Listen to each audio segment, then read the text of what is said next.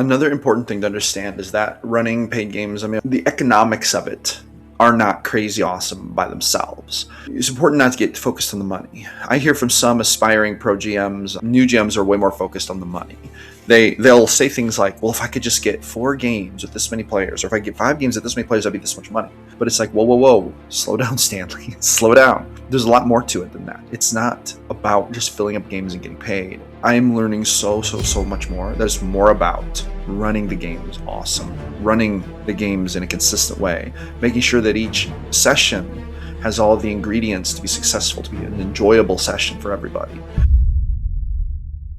Hello friends, welcome back to Gym Philosophy in the Morning. I'm the Gym Philosopher. Today I am giving you my 90-day update on being a full-time paid DM and full-time YouTube marketer, all in the TTRPG space. I quit my JOB back on the first day of March, but I have been running paid D&D games via Start Playing since January 1st, trying to build up to a full-time income. At the moment, I'm on day 31 of my full-time integration into being a full-time paid DM and content creator, and I'm here to give you an honest update, okay?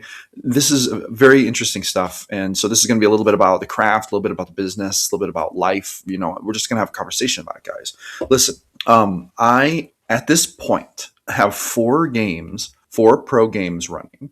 Let me tell you exactly how many players I have in all of those games. Okay, I have a Monday 1 a.m. game that has 5 players in it. It's become pretty consistent.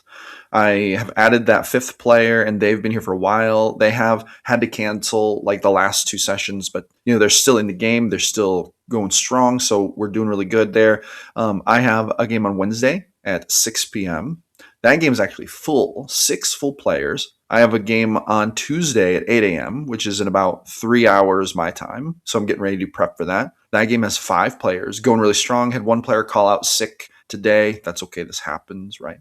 And then I have a Monday 8 a.m. game, which has 4 players in it. Just onboarded a new player in that game yesterday. That went really well. Had a lot of great conversations with that player, really delving into this concept of scaling unscalable human activity to bring more humans in. So here's the thing, guys. When we are bringing new players into our paid games, into our pro games, I'm learning more and more the importance of actually going through the human motions of integrating with that person, really talking to them, getting to know them, building a relationship with them as we build their character, as we put their character into the world, as we create the backstory for it, right?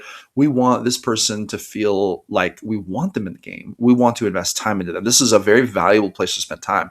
I did take a break for a while from doing in-person session zeros because I was experiencing so much churn that it was wasting time. But then after I back engineered the churn, I realized that one of the reasons for it, not the only reason, but one reason for it was probably because I wasn't putting that personalized effort in the beginning, getting to know them a little bit, letting them get to know me a little bit. Because guys, I'm likable, okay? People like to game with me, but how can I leverage that if I'm not actually jumping in and being personable in the beginning? So this is one thing that I learned early on, and it's been going really well. I would say that this is something I'm continually trying to refine. And honestly, I'm spending more and more time onboarding new players. I have had a massive reduction in churn. Players do leave sometimes, but it's getting much more rare. Here's another thing that I think has really changed that's really important. I try to make sure that every single player, and I can't say this enough, this is so important. I really make sure that every player gets good spotlight time in every game. And I use a little egg timer, guys. I use a 7-minute egg timer to try to, make sure that I'm switching turns, or I always just keep going to the player I haven't heard from in a moment. If everyone's role playing, I'm like, if I haven't heard from Charlie in a minute, it's like, Charlie, I haven't heard from you in a minute. What is your character doing while this is happening? Right. So we want to make sure that they're getting spotlight time. That's part of the reason that players are paying to be at our tables, so that they get good spotlight time and actually get to play. Another thing that I'm really realizing is super important for these games is I'm realizing that it's more important than ever that every single player have a significant moment or 2 or 3 in the game, like where they're important, where they do an important thing. Sometimes, guys, this can slip through the cracks. Sometimes when people get role playing and the story gets going, you might be tempted to lose track. Well, has every single player had a moment to shine? Has every single player done something important this session? Or did I let a player slip through the cracks? It's more important than ever that we tighten that up, that we don't let a single player fall through the cracks, And it's really important that we give every single player, I think, a choice. I'm beginning to develop this even more. We need to give every single player an important choice in every session. Okay. Let them make choices that are going to impact the world, that are going to impact the way things move forward. This is very crucial, very important. Another important thing to understand is that running paid games, I'm learning this more and more, and I keep talking about this. The economics of it are not crazy awesome by themselves. It's important not to get focused on the money. I hear from some aspiring pro GMs. I'm getting more and more DMs from them in like my Discord, which you can find a link to it on the description. Join the GM Philosophy Discord. We are over 600 GMs strong at this point. But more and more, I find that new GMs are way more focused on the money. They'll say things like, well, if I could just get 4 games with this many players, or if I get 5 games with this many players, I'd be this much money. But it's like, whoa, slow down, Stanley, slow down. There's a lot more to it than that. It's not about just filling up games and getting paid. And I realize that they probably don't mean to sound that way, but I'm telling you this. I'm learning so much more. That it's more about running the games awesome, running the games in a consistent way, making sure that each session has all of the ingredients to be successful, to be an enjoyable session for everybody, making sure that you stick with the tone and style that you advertised, right? I had a player the other day who said, when you said that your game was grimdark, I expected it to be more grimdark. It felt more classic fantasy to me, which is fine. I'm just saying, which is interesting to say because I do feel like my games are pretty grim and dark, but I do see what they're saying because sometimes even style can slip through the cracks, but players notice, right? It's not always a bad thing, but if you advertise it a certain way, it's a good idea to stick to that, right? So these are lessons that I continue to learn as I go forward in this adventure. I think that these are lessons that every GM should take to heart. But if you want to be a pro GM, then it's even more important that you stick to these lessons. It's also important to understand that you need to have a good time running the games. You need to have a good time actually playing the games yourself as a GM. If you are dreading the games, you're not going to go in with good energy. It's going to suck, right? You need to go in excited for the session. And this is where session prep kind of comes in. When you're prepping, one of my biggest pieces of advice is find a way to get excited about what you're planning for. Because when you're running, 4+ mandatory sessions a week, it can become a lot. It can be like, oh man, I'm kind of dreading this if you're not really into it. I have been very, very happy to say that I've been really into all the sessions I've been running lately. I've been really into what has been going on in the games. But part of that is because I deploy session prep in situations that I'm excited about. And I get excited about the players getting excited about things. So, when I drop my session planning document, I ask all the players in advance, hey, what's your primary, secondary, and fast tracking goals for the next session? Then they fill that out. I know what they care about. And I can think, oh, this is what they want to do in the next session, right? This is what they want to accomplish.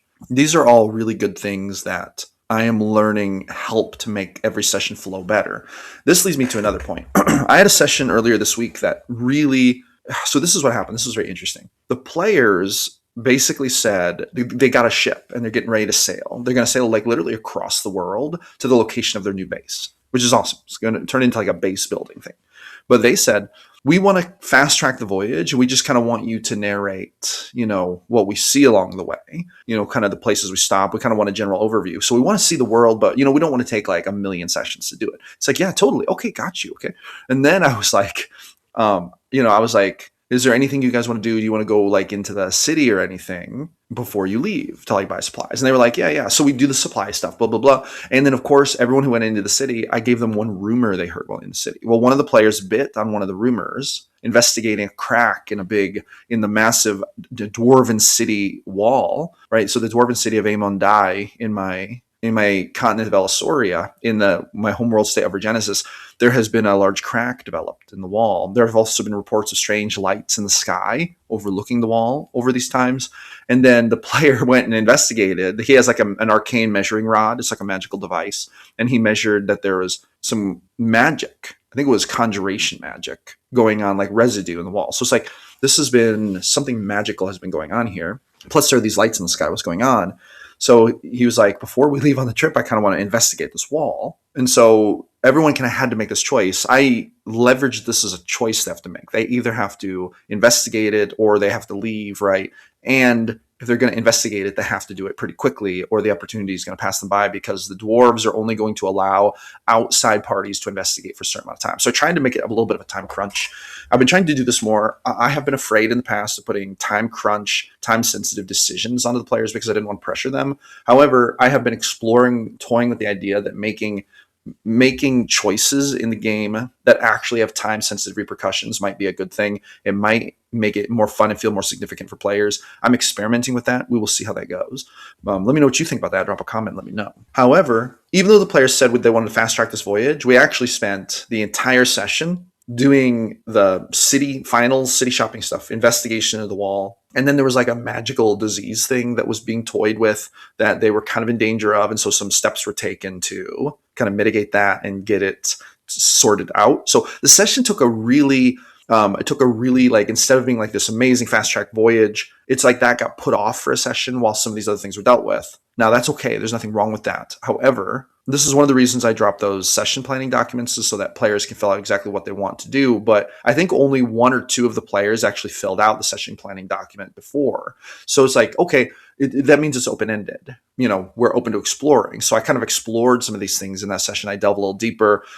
Some of it was reactive to player choice, right? What I'm saying is, it's really important that we figure out what our players want to do. See, now I have on my radar, the players want to do this fast track voyage. So in my mind, I think, okay, well, we did put it off for one session. Next session, we really want to get to it. I really want to get to it because that's what the players were wanting to do. So it's like, we're going to do that.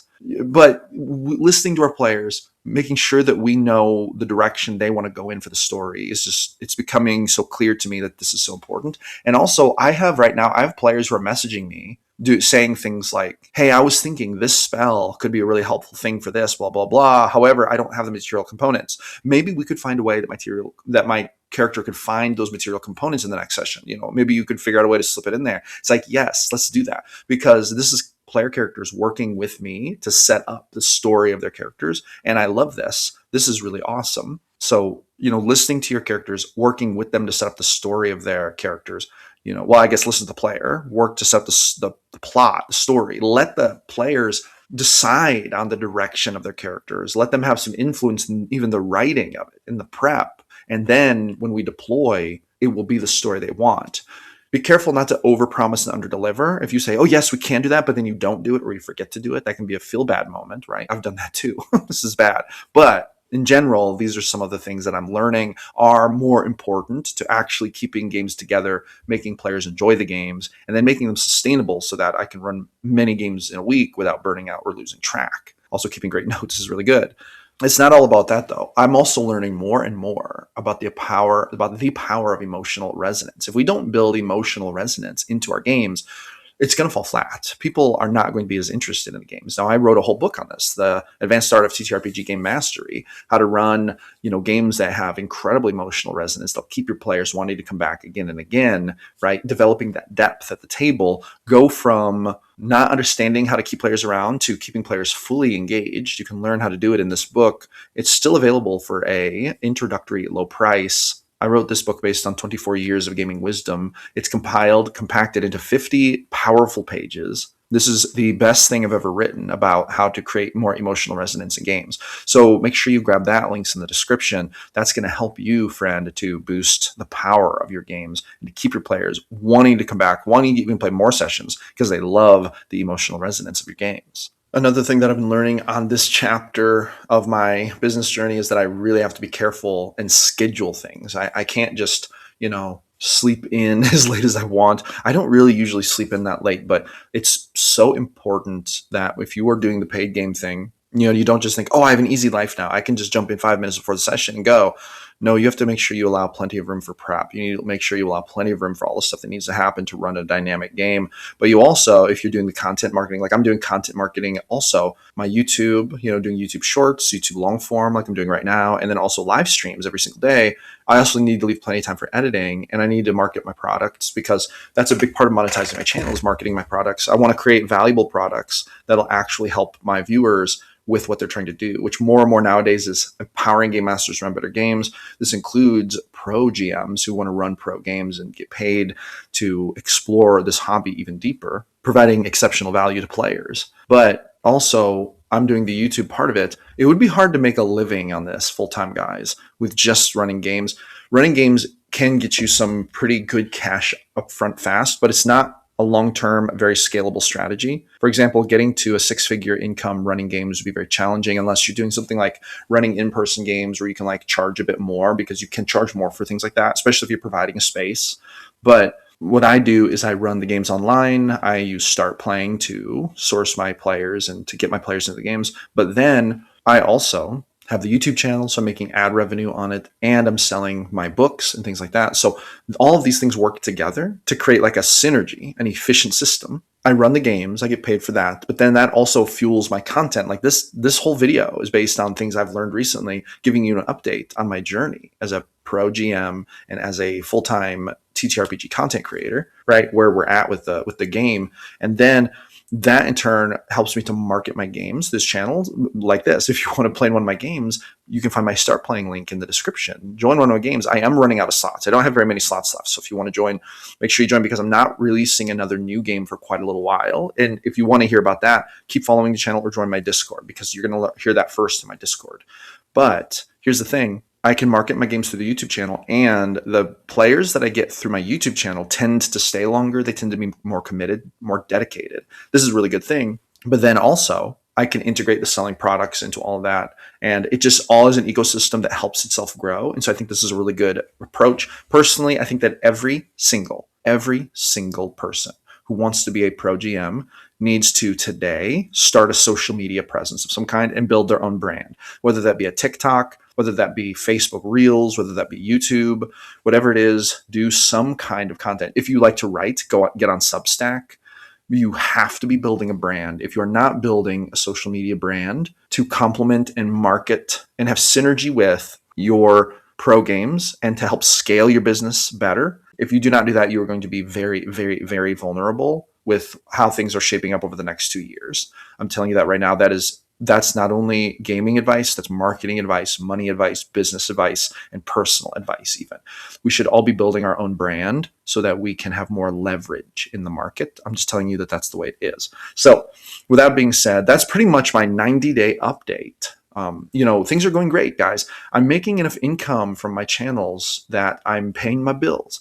I'm not getting rich yet. We're not going on lavish vacations or buying new stuff. But what I am doing is making a living, making it with these channels. And every month, guys, it is growing. My income grows every single month. And to be honest, the significant part of that growth isn't just running the paid games. It's actually the YouTube part of it, which is YouTube can scale so much higher, because every time you're running a game for money, like, the getting paid for running games is important. It is nice to have that cash. However, I'm going to tell you this, though. Then this is why I'm not really going to make a big effort to push making more from my games, is because that's not where you scale.